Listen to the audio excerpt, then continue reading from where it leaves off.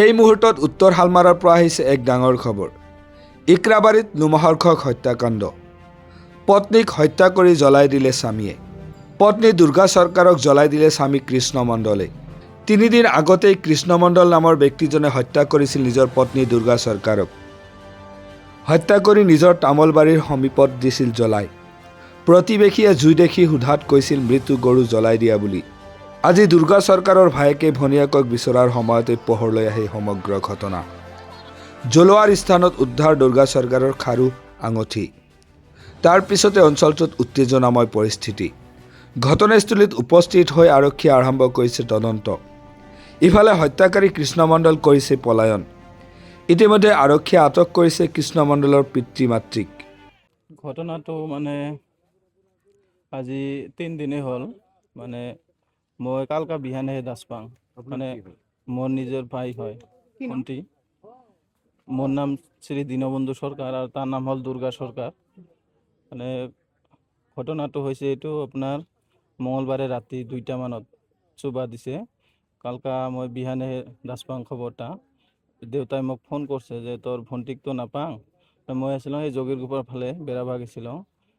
বাবাই কৈ আছে ফোন কৰি তোৰ ভণ্টিকটো নাপাং, ক'ত বা গেছে, তালে ঘৰত আহে। এবার কালকা মই আইসং এনেকে খবর ইফাল বিচাইছং, নাই কত পাওয়া নাই। এবার কালকা বাবাই থানাত গেছিল এজাহার দিবা। এবার তো পাওয়াই নাই, এজাহার দিয়ে আইছে। এবার আজি বিহানে মই আর একটা লগ আছে, মোর লগটা লই আইতে বিশ্রাবা আইসং। বিশ্রাবা আইতে দিয়া বলে অত একজন মানুষ আছে, পরহি যে জুই জ্বলছিল রাতি 2টা মান বাজাত, জুইটা দেখা পাইছে। তাই পেশাব করিবা উঠছিল যে কিহর জুইটা, সেনকে আৰু জুই ধুই লাগিব পাৰে, সেনকে আৰু কিছু কোৱা নাই তাই। এবাৰ কালকা বিহানে আইছে ৰাতিপুৱা এতে আহিবাৰ চাই যে এতে চুবা ধুবা যা আংঠা টাংৰা এইগিলা আছে চাই ঠাই। এবার তাক পুছিছে কৃষ্ণক, তারা আপাটার নাম হল কৃষ্ণ সরকার। তাক কৈছে এতে কি করছা। তাই কৈছে যে গরু আমার 4টা গরু আছিল, ওর একটা গরু মরছে, গরুটা হতে চুবা দিছ। তাই এনকে কৈছে গরু চুবা দিয়া বুলি কৈছে, মানুহ চুবা কোৱা নাই। এবাৰ এইফালে কুয়া আছে, একটা কুয়াত বস্তাত ভৰে থুইছে নাকি চাওয়া নাই লাও বস্তুটা। কৃষ্ণ মণ্ডল হত্যা কৰি জ্বলাই দিছে। জ্বলাই দিয়ার পাছত তাই কৈছে যে গরু চুবা দিছ, গরু আমার মরছে, কিন্তু তাই জ্বলে দিছে, মানুহ জ্বলে দিছে, কিন্তু গরু জ্বলে দিয়া নাই। এইতে জ্বলাইছে এই বাহরতলিতে দুর্গা সরকার। অত্যাচার আগে পাশে হয়ে থাকে, ভাত টাত খাবা নেদেয়, কেউ অত্যাচার করিয়ে থাকে।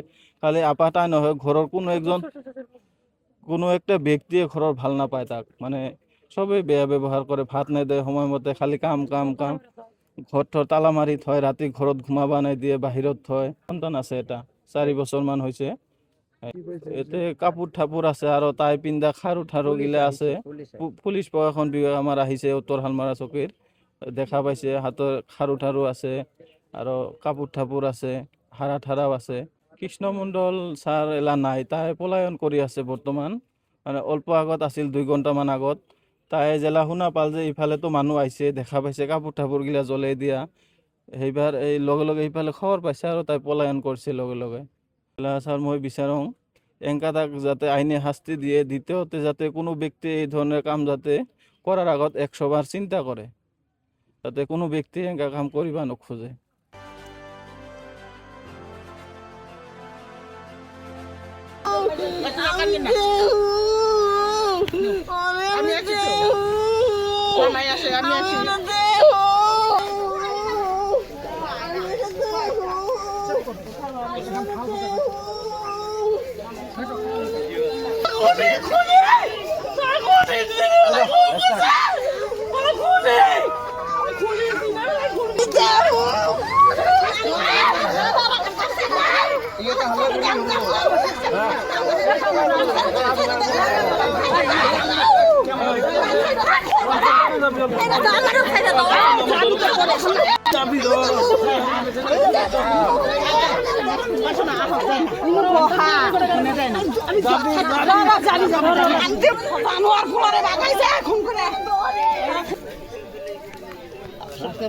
মানুষের বললে বিমান মহিলা কিংবা নিউজ হতে শুরু কোনো